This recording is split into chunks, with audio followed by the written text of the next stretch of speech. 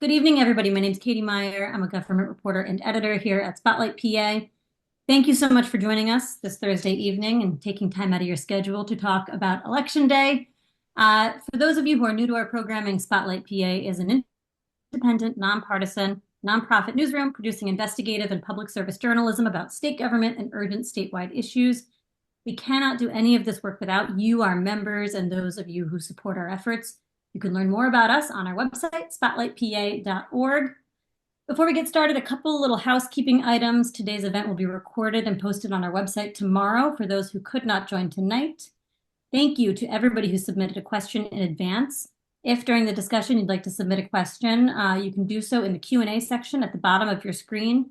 We will try to get to as many of your questions as possible toward the end of the program. Our chat section is disabled tonight just because of the volume of questions we're already getting. So if you have questions or comments, just add them to the Q&A section at the bottom of your screen. Now, there is so much to unpack about this year's election. So Donald Trump narrowly won Pennsylvania. He won the popular vote. It appears very likely that Pennsylvania's long-serving Democratic Senator Bob Casey lost his seat, though he hasn't conceded yet.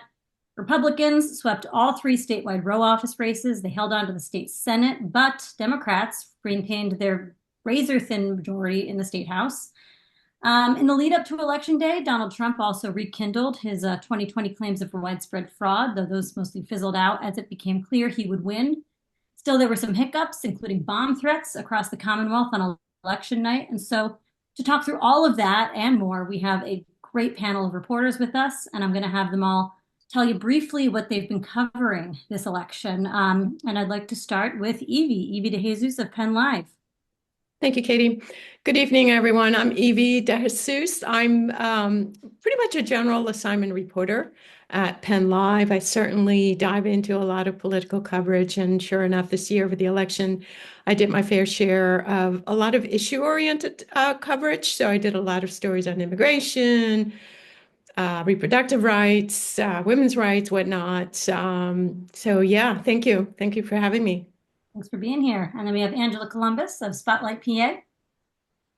Hi, everyone. Thank you for joining tonight. I generally write about money and politics for Spotlight PA, plus a bunch of other things. But for this election, I primarily focused on the Attorney General's race, which, as Katie mentioned, went to a Republican. Yes. And then Carter Walker of VoteBeat and also often Spotlight PA. Hi, yeah, I'm Carter. I work for VoteBeat and we partner with Spotlight PA. I cover election administration and voting issues. So this year and most years, I've been covering a lot of lawsuits. There were a ton of those in the run-up to the election, as well as election misinformation and just generally how our election laws work here in PA. And then we've got Jordan Wilkie of WITF Public Radio.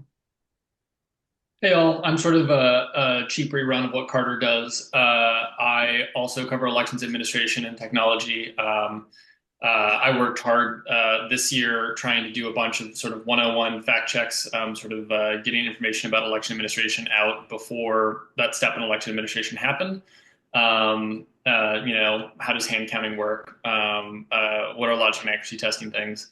And worked with the AP to get some of that stuff out. And turns out, as I'm sure we'll talk about later, a lot of those were applicable this year with the whoopsie-doos in a couple counties. Yeah.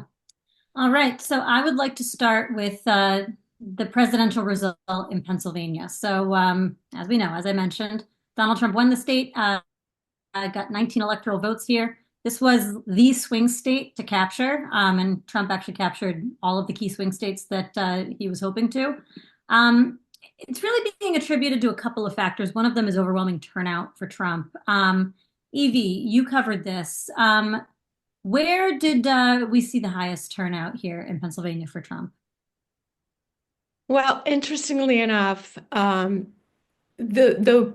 broad takeaway is that Donald Trump expanded his margins across the board. So he did really well in Philadelphia, much better than had been expected, and thereby really shrunk Kamala Harris's margin. But he actually boosted his numbers in reliably blue counties. He also did so in reliably red counties. So he really, those margins drove up and shaved away at Harris's chances of coming in at all, and therefore he 2%. I think he got 2% above her in the final tally. So Philly definitely was stunning. Those collar counties were definitely stunning. They were completely blue in 2020 with Joe Biden, but they were, if not fully red, very blush pink. So he definitely made inroads. I think he topped the 2016 and 2020 numbers in terms of the vote count, the total vote count. So yeah, the Trump strategy worked, and it was quite stunning because of the investment that the Harris campaign had made here in Pennsylvania in terms not only of, $1 billion raised and spent, but also the ground game that we saw towards the end, literally scores and scores of volunteers going door to door across the Commonwealth. So yeah, Yeah. I don't know. Yeah, it's one interesting dynamic in that I've been looking at, and I know a lot of folks have been sort of trying to get at, and this kind of analysis also takes time, I should say. We don't have like final vote counts yet either, even because we're still counting provisional ballots, for instance. But one thing that's interesting, just kind of suggesting what happened is this question of like flipping voters versus turning out more or less voters. And the difference in that is just like, are the voters who were going to vote for Harris, did they just not come to vote? Or did Trump make inroads among people who might have, been interested in voting for Harris? And the answer to that seems like it's different in different places. So like in cities, for instance, turnout seems to be a little bit depressed. More so in Philadelphia, like you mentioned, than in like Allegheny County, where Pittsburgh is. But also in the suburbs, you see kind of a different thing happening where turnout's more consistent to where it was in 2020, but you see Trump's margins getting better. So it's not like he's winning the Philadelphia collar counties, for instance, but he's losing them by less than he did in 2020 or in 2016, actually. And so I think that's an interesting. Yeah, go ahead. Well, I was going to add, he definitely performed better among sectors of voting blocks among younger voters. He performed better among white men, black men, and Latino voters. So we knew the race was going to be close. We knew it was going to be one on the margins, and as you said, that's exactly what. It wasn't a huge, groundswell, but it was enough numbers to shave off on the other side. Yeah, absolutely. Katie, I just Go ahead. one. Yeah. I mean, the other piece of it, which is also interesting, is that Kamala Harris did not perform as well as Biden did in 2020 in a lot of these counties, including Philadelphia. And that was a big loss for her in terms of, because it's such a vote-rich area, not getting those votes set her behind and allowed him. I kind of am a nerd a little bit about this kind of stuff, and I built a spreadsheet. I haven't gotten to 2016 yet, but I did a 2020 and 2024 analysis and of all 67 counties. And Trump, with the exception of like 3 counties where he pretty much broke even in terms of how he performed in 2020 versus this year, he has gained in every single county, anywhere from like, 0.2% to, almost 3%. And that's a lot of voters in a state like Pennsylvania. You cannot afford to lose that and also be in a position to say that you won the swingiest of swing states. Yeah, totally. Well, and I want to ask you, Angela, about something kind of related, which is what we saw in the row offices. So these are, along with U.S. Senate, the other statewide races Pennsylvania had this year.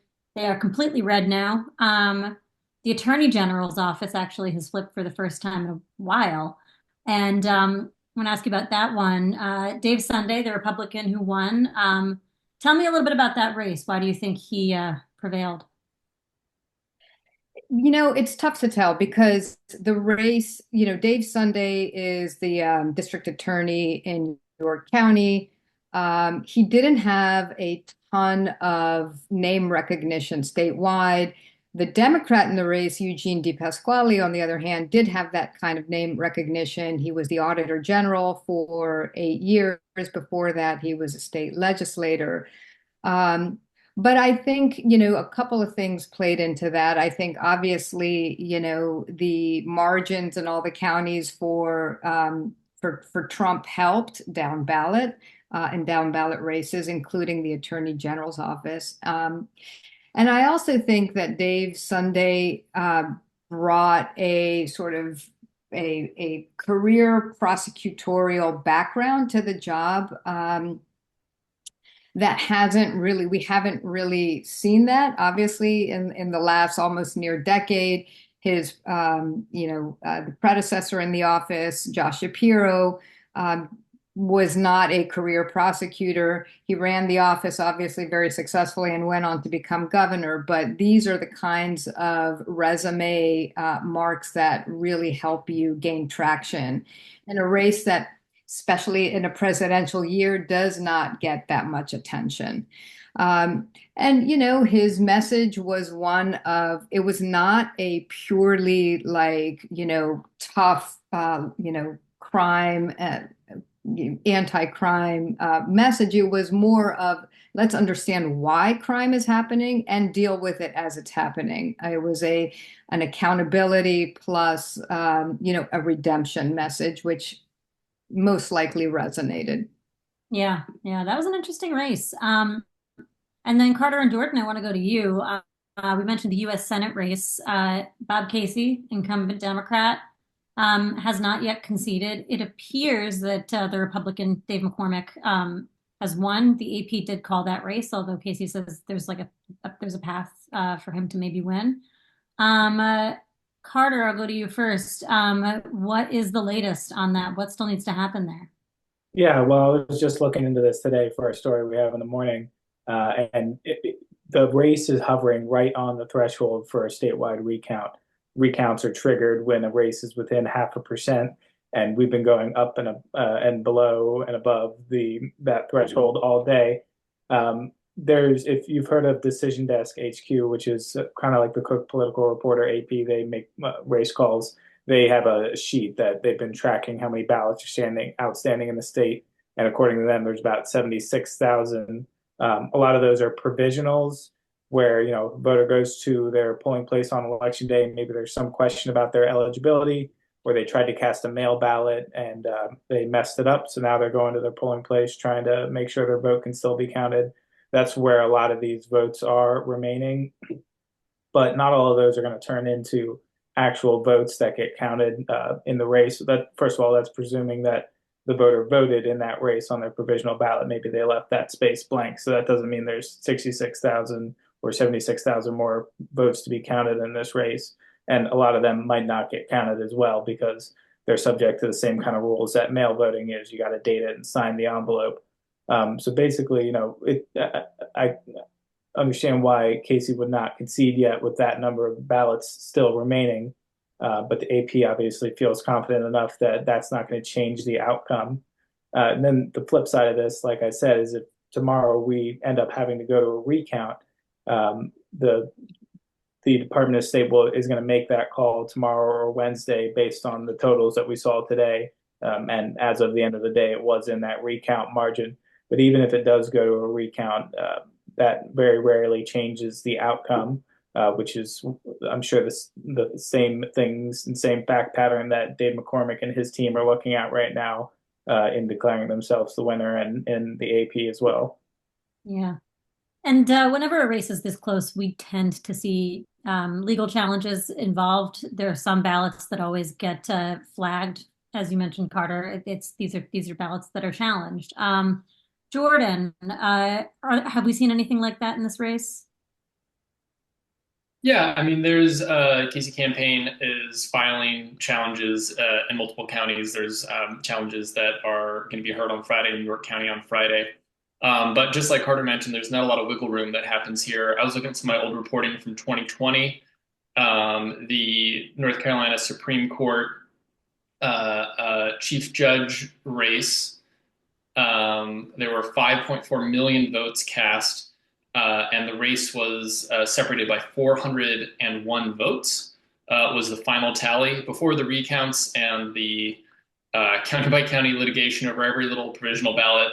If memory serves, the original separation was something like 411. So after God knows how much money paid to lawyers to argue over provisional ballots, and a recount, and teetering on the edge of a second recount, there were 10 votes that changed. So there really doesn't seem to be a huge path for a lot of changes in the votes, unless somehow the provisional ballots that are left to be counted extremely heavily favor Casey, which, given historical turnout and results from provisional ballots, seems very unlikely. Yeah, and Jordan, you actually just reminded me that something I had wrote in a story from earlier this month. We Spotlight PA and with VoteBeat's help, we've done this whole series, kind of like yours, Jordan, previewing issues in election administration. I wrote one on recounts, and Dave McCormick himself was involved in a recount back in a primary for Senate, the first time he ran in 2022, and the original margin in that race was 902 votes. And after the recount, it shifted by only 49 votes. So yeah, I mean that's because we're using electronic machines to count these votes the first time around, and they're generally very, very accurate. The reason a lot of times these votes switches is if there's like some kind of obscure mark on the ballot, and that originally got debated by lawyers in the room at the county office the first time around, and everybody felt, okay, well, this is what the voter intended. But the second time they look at it, they're like, okay, well, actually, maybe they intended to vote for the other person. But yeah, I mean, headline is recounts generally aren't going to change the outcome. Yeah. And Dave McCormick runs very close elections in Pennsylvania. Yes. I also, while we're on the topic of results, I want to quickly run through the House and Senate. We've had, like, it was such a kind of big election for Pennsylvania, a lot of changes, but there was not very much that changed there. The margin is the same in the Senate. There were a couple seats that switch hands, but both parties kind of did that equally. So nothing really shifted there. Republicans have controlled the Senate for a long, long time. That wasn't really expected to change, and it did not. Of more sort of, I think, surprise to many was that the House also did not shift. It didn't move. And that is great news for Democrats. That was their one big win in Pennsylvania of the cycle. They held on to a one vote majority in the state House. That was largely due to Frank Burns hanging on in Cambria County. He's a Democrat. He's held the county or has held the district since 2009. It's a Trump plus 40-ish district. So we ran a story, I believe yesterday, that came out in Spotlight about that. But so House and Senate, they are as they were. And we will, in the new session, continue to have divided government. And now, Evie, I want to go to you about an interesting dynamic in this election, which was Latino support for Trump. Now, I should kind of caveat all of this by saying that, like, Latino voters, they're not a huge, huge political group. The vast majority of Trump supporters are still white voters. But there was a pretty notable swing this election in terms of voters, Latino voters going for Trump. What have you been seeing there? Yeah, he did cut into that voting block. In my travels over the last 18 months or so, no surprise, all I heard was the economy, the economy. There was also that gender gap where you got a lot of young men who just seemed to be just following that bro rhetoric. But I think predominantly, though, the economy was foremost on everyone's minds. And of course, after Madison Square Garden event, and kind of the Puerto Rican, voters were, for the first time possibly ever, were noticed. And, there was a lot of noise. They made a lot of noise, and that was a good thing. But I also heard people say, we're invisible. No one pays attention to us. And, here it is. It was the 11th hour of the, 2024 election cycle. And suddenly, Puerto Ricans across Berks County, Puerto Ricans across Redding and Allentown and even, Harrisburg, whatnot, were getting a little bit of attention. So I think that kind of speaks to that of, on both sides of the political spectrum, to maybe it for the future would behoove them to, engage these voters a little more thoughtfully. Yeah. Yeah, and the Madison Square Garden remarks you're referencing was a comedian who was sort of an opener calling Puerto Rico a quote floating pile of garbage, which got a lot of attention.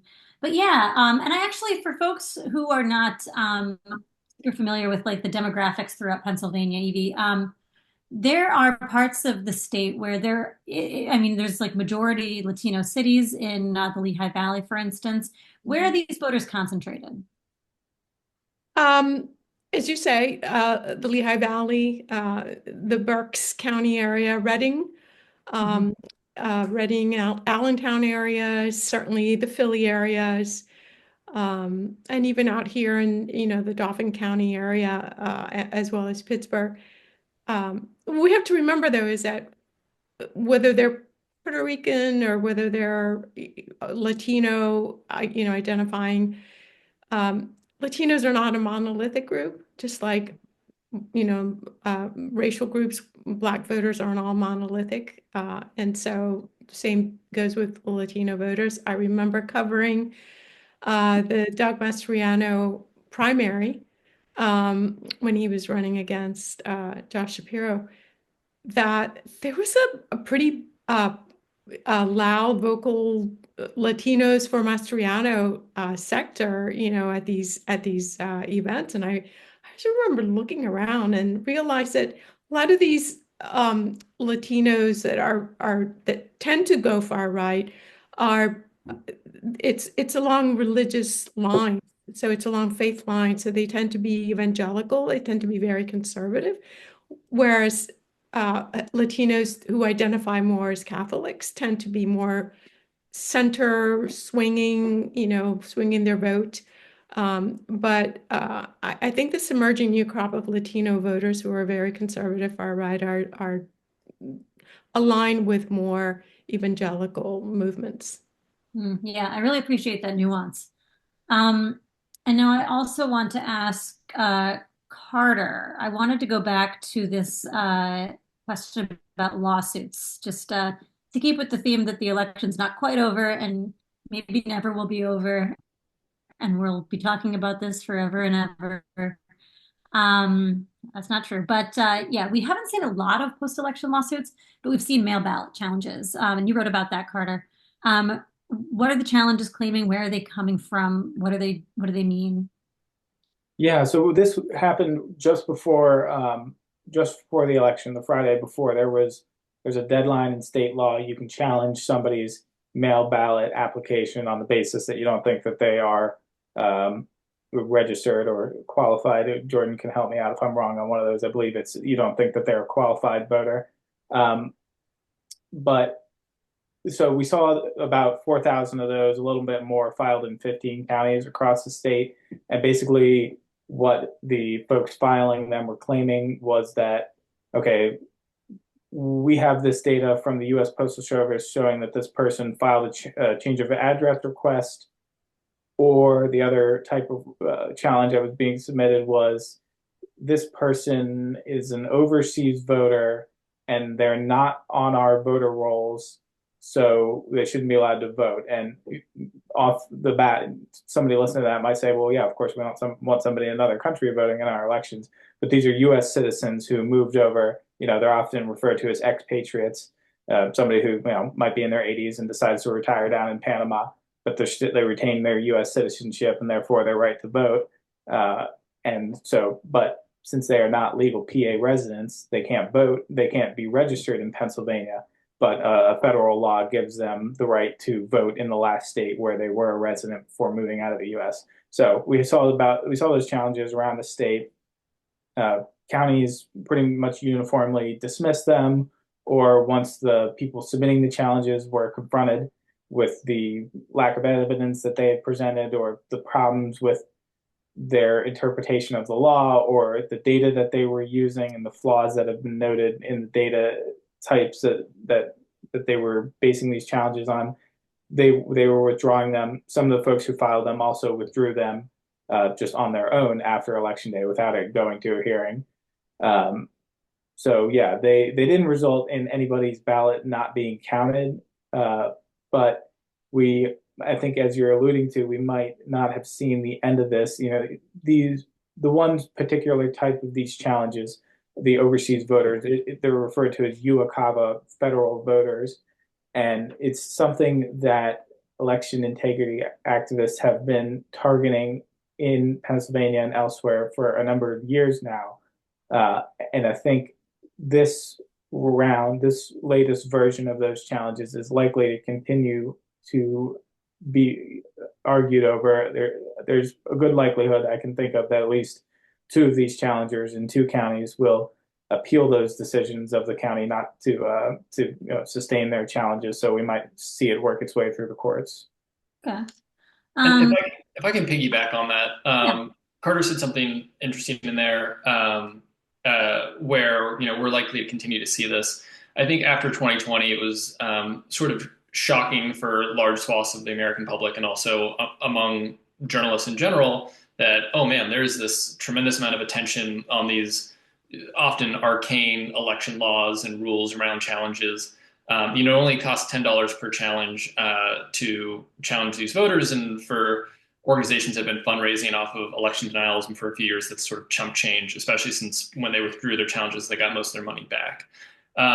So we've seen a pattern of how the election denial movement and the presentation of, frankly, conspiracy theories in the form of lawsuits as an attempt to legitimize those theories then spirals into things like hearings in the state legislature around those conspiracies. So two of the people who filed these challenges across 4 counties are the chair of the Senate Intergovernmental Operations Committee, who's Jarrett Coleman, and the chair of the State Government Committee in the Senate, Chris Dush. And so both of those committees have been used to review election law, as particularly after 2020 when Dush was head of the Intergovernmental Operations Committee, and he pursued a 2-year investigation into empty allegations of election fraud.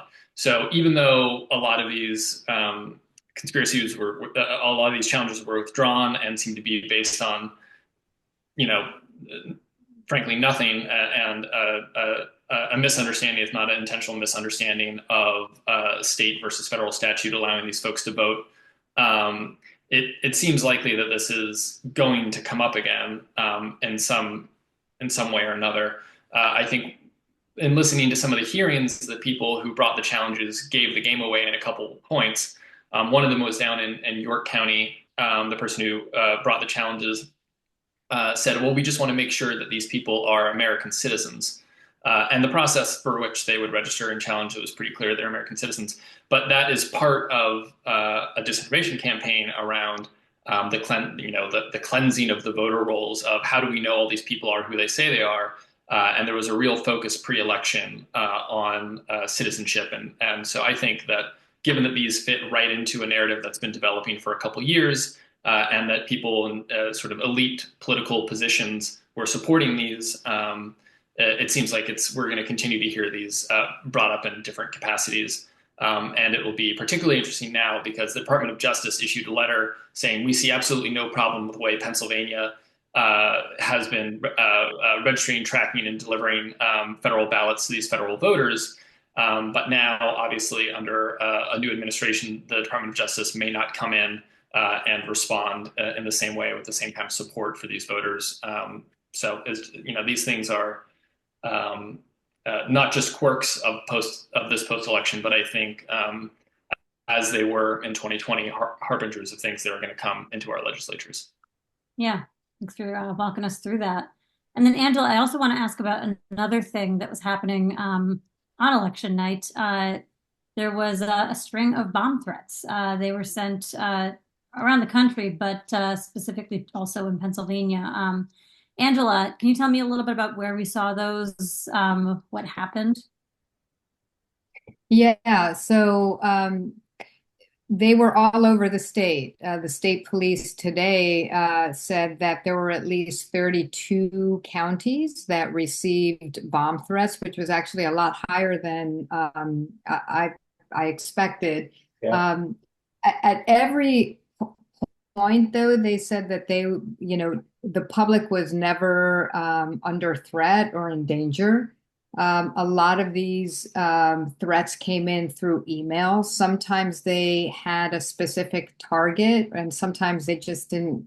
It was just this very vague threat. And it didn't overall, sort of looking back, it didn't disrupt anything really in any major way. There were some counties, for instance, that had to go get a court order to stay open later because they had to close the building down, an elections building down for like an hour. And so needed more time at the end of the day to keep the polls open. So there were things like that occurred. It's still being investigated according to the state police. The feds are taking the lead on it. They haven't said a lot yet. There were a couple of stories that said that they believe that some of these emails came from a Russian email domain, but U.S. intelligence officials haven't really confirmed or verified that there was some sort of foreign interference involved in it. Okay, good to know. And then Jordan, I wanted to ask you about a couple candidates on the ballot this year that had denied the validity of the 2020 election. You've been watching some of these folks, and among them are Representative Scott Perry, Congressman, and now Treasurer-elect Stacey Garrity. They both won re-election. Jordan, what are they saying this time around about the election results? Not much, but they accepted their wins the same way they accepted their wins in 2020 while they challenged or spread false claims about the top of the ticket, the presidential race. Yeah, it's pretty simple. Yeah, fair enough. And Angela, I wanted to look at Garrity a little bit more in particular. She's the state treasurer. It's a fairly high profile position. You win statewide, voters statewide get to know who you are. She also had the most commanding victory of any statewide candidate in Pennsylvania this year. She won by a bigger margin than Trump did. Yeah, Angela, what does that say, like, about her future in the party? What are we expecting to see from her going forward?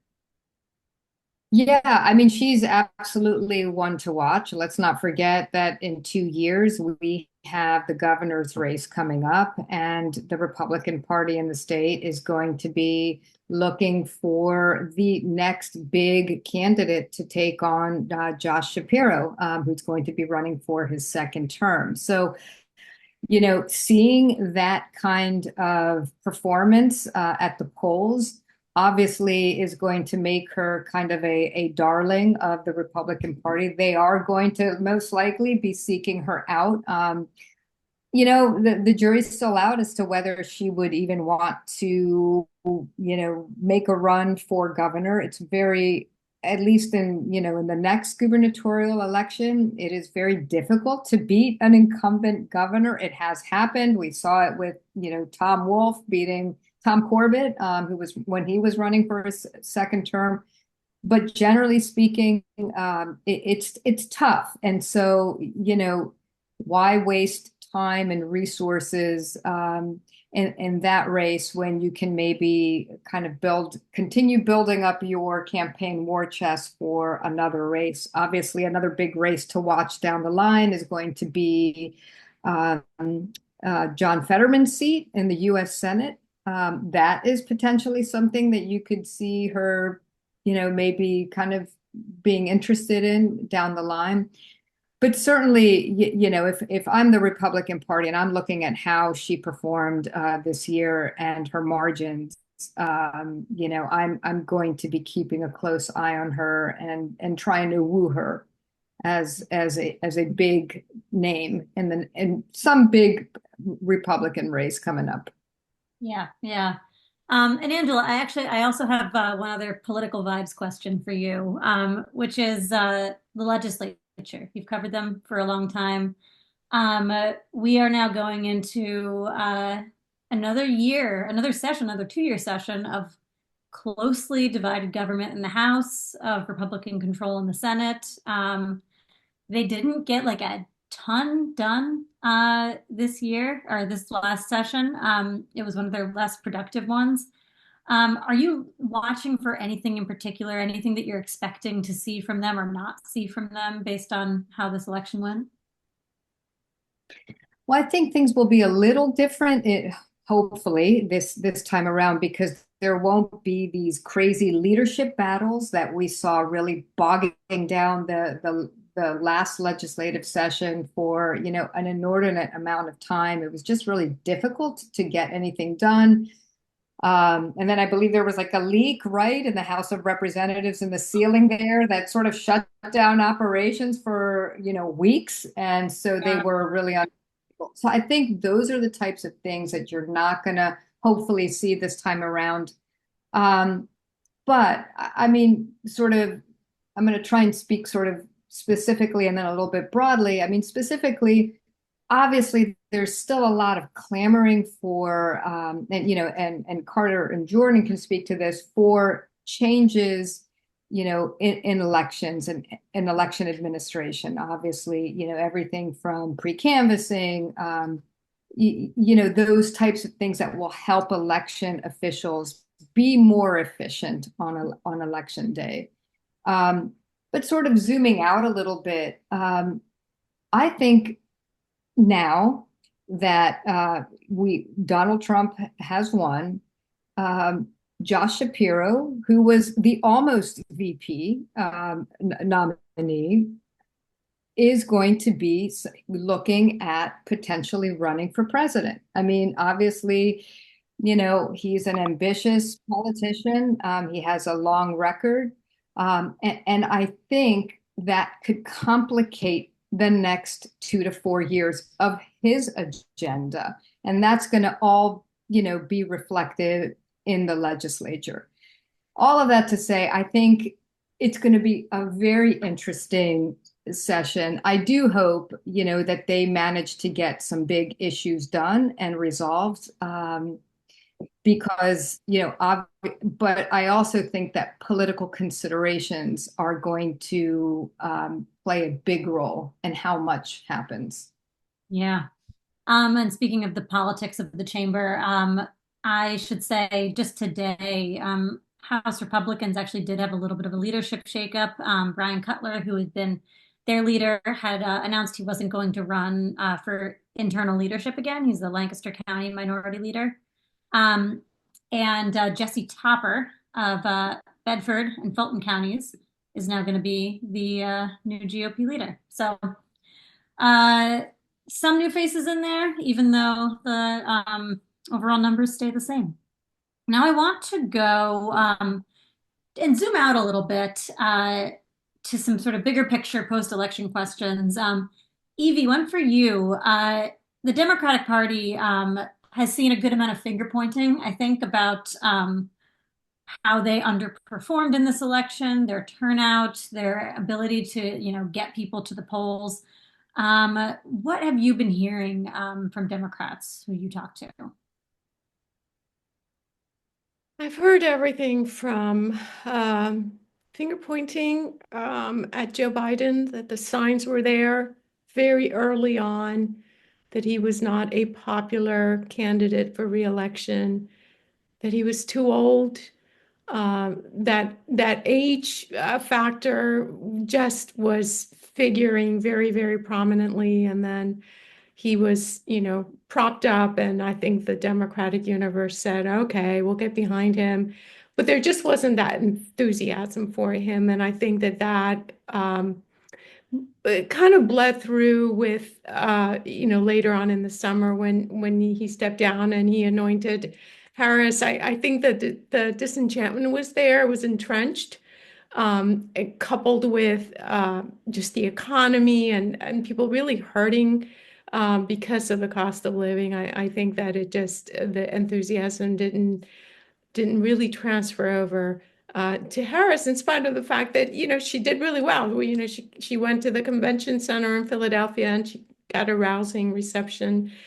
Um, but you hear the finger pointing about Joe Biden. So the footnote to that is that if the Democrats had had a primary and they could have elected or nominated someone who perhaps a broader sector of the electorate might have gotten behind. So those are, I'm sure, harsh lessons for the Democrats, a lot of soul searching. But as you and Angela laid out, 2 years come really fast. So before you know it, we're, no rest for the weary. We'll be doing this again as we look to these big races. So it'll be interesting to see if the Democrats will learn and put some of those lessons to good use. Yeah, yeah. And I'll also mention, just because we had a question come through about it in our Q&A, so I'll just get to that now. JC, I kind of chuckled to myself as I read this, who asked, Brady forever, question mark, referencing Bob Brady, the leader of the Philadelphia Democratic Party, who has been in his position for a long time. Some of the finger pointing Ivy and I referenced, or Evie and I referenced, was in Philadelphia, where Brady and the Harris campaign in the city has been really sort of locked in a battle about who is more at fault for sort of lackluster performance there.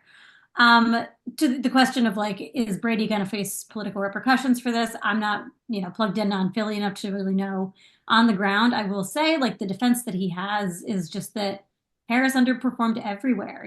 Philadelphia was somewhere where she saw pretty weak results, but also, as Angela said earlier, I mean, she was down across the entire state, and that's not something Bob Brady can fix for her. That said, there's always talk of changing Philly leadership after, like, basically every election. And it's just like a hobby we have here in Philadelphia. And so I would be surprised, I would say, if we saw a major shakeup. But, things don't last forever, so you never know. That's a very unsatisfying answer. Sorry. And then I also want to ask Carter and Jordan, actually, just kind of like a looking back, looking forward question. Both of you are very well versed in election process, how it works, how it can go wrong.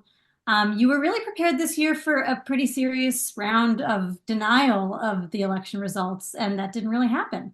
I want to, like, take a minute and talk about that. I guess, Carter, let's start with you. What do you take from that? And, where do you go in this work going forward? Yeah, well, I think much to everybody's sigh of relief. I certainly know election administrators, they didn't care who wins, of course. They were just saying, it'd be great if we have a decisive victory so we don't have to dispute it for another 4 years. They really did not want to do that again, and me neither, frankly. So that is a positive. But yeah, I mean, you prepare in the hopes that things don't happen, but if they do, you're prepared to deal with them. So I think that was the mindset a lot of journalists and election officials adopted. But I think the upside to not having to deal with those disputes, other than the obvious, is that it just opens up the space for a lot more substantive conversation about election reform. Maybe we can have deeper investigations and discussions about the state's voter roll, which, yes, the state is in the process of fixing, but doesn't negate the fact that it still has some problems. Not the voter roll itself, but the system they use to manage it.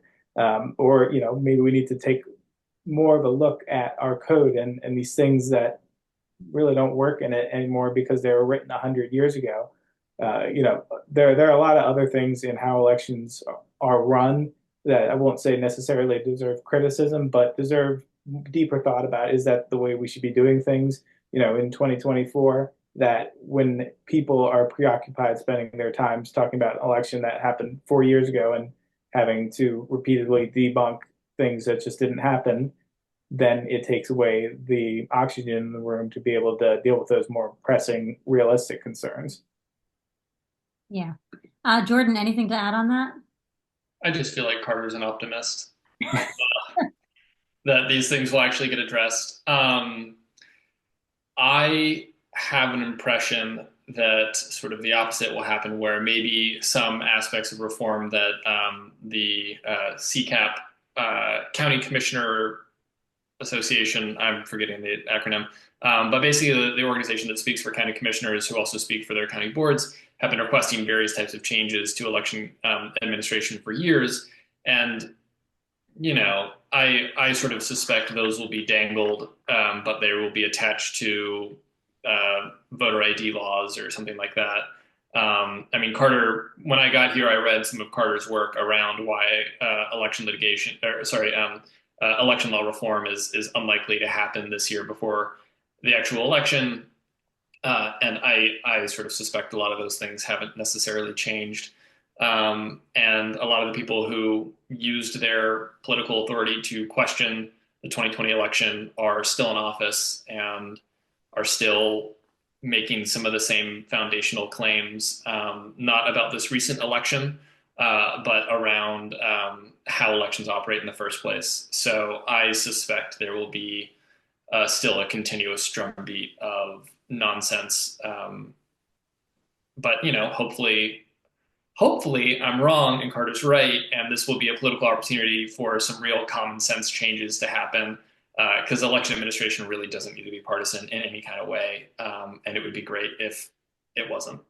Well, I have to say, I do agree with you there on that, Jordan. And I guess when I say more space, I mean more space for you and I to investigate stuff, and maybe election administrators to do the real work of their job and not answer a million conspiracy theories. But yeah, I mean, for legislative reform, I don't think that this increases the chances of that happening at all. In fact, I'd say it probably decreases the chances.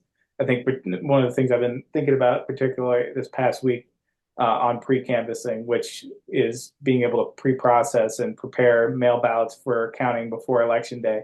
I feel like this election definitely did not help that cause, which is one of CCAP's main priorities for election reform, and many counties and election administrators too, because counties have gotten better at counting those ballots before on election day. They were able to get them done so quickly, and they weren't really in dispute in the presidential election, but they were a bit of an issue in the Senate election. So the structural problems of not having that are still there and haven't been resolved, and it's still a stress on county resources. But because now there's not probably won't be the same political will to make any change after this election, and it doesn't really bode well for getting those types of priorities passed. So I think you're right there. Yeah. Yeah, and I know Carter has watched and attended elections meetings, and I have too. And anyone who's watching, if you've seen your local election directors or your election staff, they look tired. I mean, like I've been looking tired, too, but they have been working. And I think, and I saw this in North Carolina too, where the amount of work that they do is masked by, the overtime isn't really, on a banner in their county budget.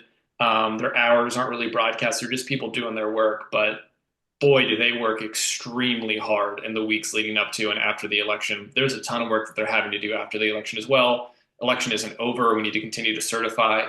And I think a lot of that is invisible because it's just county government work that doesn't get a lot of attention most of the time. So there's not a lot of political motivation to push the legislature to actually make these changes that are necessary.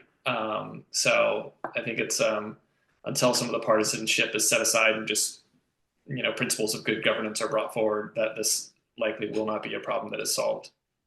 Mm-hmm. All right, I want to get to audience questions. We have so many, we're not going to get to them all. I want to try to run through some of them pretty quickly. I'm going to group two of them together. This was one from Jillian and one from Alyssa, both about money, which Angela, you and I have covered this a lot. They ask, is there any chance of legislation to curb advertising expenditures by candidates and parties in Pennsylvania? And then Alyssa had asked a similar question. Why doesn't Pennsylvania limit political contributions from PACs? So that kind of gets at some different elements of the financial picture here. Oh boy. Yeah, I mean, this comes up every year. What There did is you? no will to change the system. It's really that simple. The change has to originate in the legislature, has to be signed into law by the governor. Every person who's in elected office benefits from the lax rules in Pennsylvania, and is not really going to make much of an effort to change it. I think, if there is really the only real way to get the legislature to make good government reforms, and even it's not foolproof, is some big scandal, right? Involving campaign finance, or lobbying, or those kind of related activities. Because every legislative session going back years now, there have been efforts to try and toughen campaign finance laws, and they don't even get a with some exceptions, right? They don't even get a hearing in committee. Yeah. I second all of that. I would say until the lawmakers get in trouble for something akin to giving themselves bonuses in the middle of the night, which was one of the last big ones they got in trouble for, it's unlikely that we're going to see campaign finance reform. So you're going to see us continuing to write stories about more and more and more expensive races. It's an interesting question from Alan. What's the anticipated effect of a Republican attorney general on a Democratic governor? For sure. I mean, when we have a row officer like that, the attorney general has a lot of power. They can and do confront the governor about things. Anybody have anything specific they would want to weigh in on, just like what they're going to be watching for? I mean, Oh, go ahead. the only thing I would be mainly watching for is the balance of power between the state and the federal government, and what sort of is permissive. So for the major example is the stated plan for mass deportations across the country. That is going to implicate a balance of power between the federal government and what's going to happen within states. And attorney generals have a significant amount of say around how and if they challenge, federal plans for deportation coming into their communities. So that's just one of many, many, many examples that are going to come up nationwide, where the power and authority of governors and attorney generals are going to be used to support or conflict with the agenda of the federal government of the next 4 years. Angela, did you want to add anything? Yeah, and on the state level, obviously, one of the main duties of the Attorney General's office is to defend state laws. And so, there could be a situation where there is a law, or, a bill signed into law, and it's challenged, and the Attorney General decides not to represent the state. That doesn't really happen all that often. It did happen under former Attorney General Kathleen Kane. And she refused to defend a law that declared marriage in Pennsylvania a union between a man and a woman. And that became she was both lionized for it, but also criticized for it, because obviously that is a chief fundamental duty of the office. So you could see things, those kinds of disputes potentially coming up. Yeah. We have a question here from Joe B, who clarifies that he is not Joe Biden.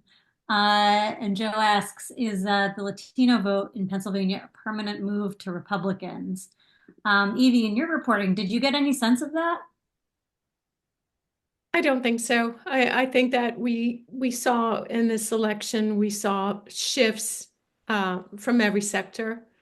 And Pennsylvania is a very swinging state. So I think that, in future elections, we'll see if that holds. And certainly, the Trump 2.0 administration sees this as a mandate, but I think he needs to deliver on those promises, especially on the economy. And Jordan raises a really good point, and it's one that I'm already in the weeds reporting, looking at this impact of this, looming mass deportation. raids and mass deportation, and it's going to have a profound impact on the economy of Pennsylvania, the agricultural sector, everywhere. So I think there's just it's a snowball effect. So I think voters are not no and I think that goes for everyone, not just Latino voters. I think people who voted for one way or the other this time around. I think we'll continue to see Pennsylvania just being really kind of flux always. And we had, thank you, Ivy. And we also had a bunch of questions, which I think we mostly covered, but just about the status of the Casey McCormick race, whether it's going to go to a recount, what's happening with provisionals. Basically, where that stands is they're still counting provisionals. It could go to a recount or it might not. It depends on how many there are. And it's like kind of fluctuating, as Carter said before, all over the place. Carter and Jordan, or Jordan, I mean, do either of you have a sense of like what the timeline looks like for that right now? Yes. So unless by noon tomorrow, Casey were to, in writing, tell the Pennsylvania Department of State, hey, I don't want a recount, then it seems like it absolutely will go to a recount at this point. I mean, I hope I don't eat my words there, but it's within that 0.5% margin as of tonight. And unofficial results, which are what the Department of State makes that determination on, show that it's within 0.5%. I'm sorry, they were due tonight and it's within the margin. So it seems like probably tomorrow we'll hear that it is going to a recount, unless Casey says we don't need to do that. Yeah. All right. And then Sorry, if I could just add on there, like this is the normal process, right? Like by state law, it takes 20 days for counties to certify their vote, right? Like the whole process in here, we're gonna get the first certification, then we're gonna do 2 rounds of audits. They're still gonna process the military votes. There's challenges to provisionals that they still have to review. Like this is taking a long time, but it's also laid out in law. This is the timeline that we're normally working on. Counties will certify by November 25th, unless there's outstanding legal challenges or something like that. And then the state will certify after that. And then by December 11th, the governor will say, all right, these are our electors for the Electoral College. And then they'll cast a vote on December 17th. So like most people look at election day and it's like, it's over. But this is a totally normal, long process of several weeks to make sure that everything's right, audited, put in place. Voter history still needs to be done, like all that kind of stuff. Yeah. Thank you. We are out of time, but actually there was one more question that I'll just answer very, very quickly. Somebody had asked, this was from William, who wants to know about the Democrats having a very slim majority in the House, asks, does this upset things a lot if somebody leaves, if there's a vacancy? The answer is yes. Basically everything, like if the Democrats lose a member, it all kind of grinds to a halt because they try to stay out of session until they get their majority back. Will that happen this session? Very much could. It happened a lot last session. Anyway, I think that is all we have time for. Thank you so much to our panelists. We got through so much. And I think this was really helpful for me anyway, in understanding everything a little bit better. And thank you so much to everybody who submitted questions. If we couldn't get to you, I'm very sorry. Hopefully we got to most of the things you wanted to ask about. Our next event for Spotlight PA is on Thursday, the 21st at 6 p.m. We're going to have a deep dive behind the scenes of Spotlight's coverage of the Trump assassination attempt. You can find more of our events at www.spotlightpa.org/events. And if you have questions or comments, you can direct them to Yasmin Piper, our events coordinator, at events@spotlightpa.org. Yasmin will also, I think, drop in a way to RSVP to upcoming events. She has a link for that. But in the meantime, thank you so, so much to everybody who tuned in. This has been great. Thank you, Katie.